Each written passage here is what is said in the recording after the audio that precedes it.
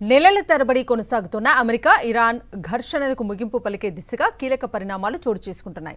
శాంతి ఒప్పందం దాదాపు ఖరారైందని అమెరికా అధ్యక్షుడు డొనాల్డ్ ట్రంప్ ప్రకటించగా ఇంకా పలు అంశాలపై విభేదాలు కొనసాగుతున్నాయని ఇరాన్ చెబుతోంది.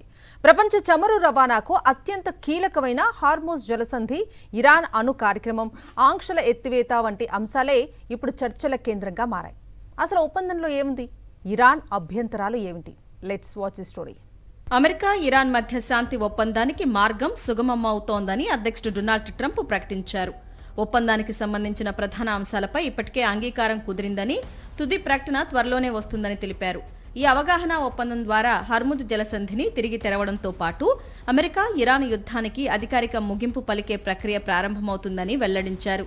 ఈ చర్చల్లో Saudi Arabia, UAE, Qatar, Pakistan, Turkey, Egypt, Jordan, Bahrain వంటి దేశాలు కూడా భాగస్వామ్యమయ్యాయని ట్రంప్ పేర్కొన్నారు. అయితే ట్రంప్ ప్రకటనలపై ఇరాన్ జాగ్రత్తగా స్పందిస్తోంది. చర్చలు కొనసాగుతున్నాయని అంగీకరించినా కీలక అంశాలపై ఇంకా ఏకాభిప్రాయం కుదరలేదని స్పష్టం చేసింది. ముఖ్యంగా హర్ముజ్ జలసంధిపై నియంత్రణ తమదేనని, దాని నిర్వహణపై అమెరికా వ్యాఖ్యలు వాస్తవాలకు విరుద్ధమని ఇరాన్ మీడియా పేర్కొంది. అలాగే అణు కార్యక్రమంపై ఎలాంటి నిర్ణయానికి ఇప్పటి వరకు అంగీకరించలేదని తెలిపింది. జలసంధికి సంబంధించిన అంశాల పరిష్కారానికి 30 రోజులు, అణు చర్చలకు 60 రోజుల గడువు ప్రతిపాదించబడిందని ఇరాన్ వర్గాలు వెల్లడించాయి. ఈ చర్చల్లో అత్యంత కీలక అంశంగా హర్ముజ్ జలసంధి మారింది. ప్రపంచ చమురు, ఎల్ఎన్జీ రవాణాలో దాదాపు 5వ వంతు ఈ మార్గం ద్వారానే జరుగుతుంది.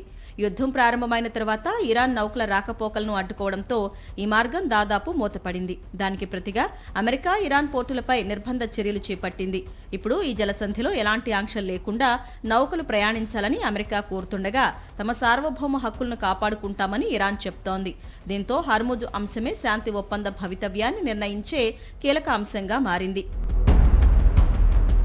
మరోవైపు ఇరాన్ అణు కార్యక్రమం కూడా పెద్ద వివాదంగానే కొనసాగుతోంది. యురేనియం శుద్ధీకరణను పూర్తిగా నిలిపివేయాలని అమెరికా, ఇజ్రాయెల్ డిమాండ్ చేస్తున్నాయి. కానీ తమ అణు కార్యక్రమం పూర్తిగా శాంతియుత అవసరాల కోసమేనని ఇరాన్ వాదిస్తోంది. ఆంక్షల సడలింపు, చమురు ఎగుమతుల పునరుద్ధరణ, అణు వివాద పరిష్కారం వంటి అంశాల్లో ఒప్పందం కుదిరితే అది 2015 అణు ఒప్పందం కంటే కూడా పెద్ద ముందడుగు అవుతుందని నిపుణులు అభిప్రాయపడుతున్నారు. అయితే ఈ ఒప్పందాన్ని ఇజ్రాయెల్ అంగీకరిస్తుందా లేదా అన్నదే ఇప్పుడు అతిపెద్ద ప్రశ్నగా మారింది.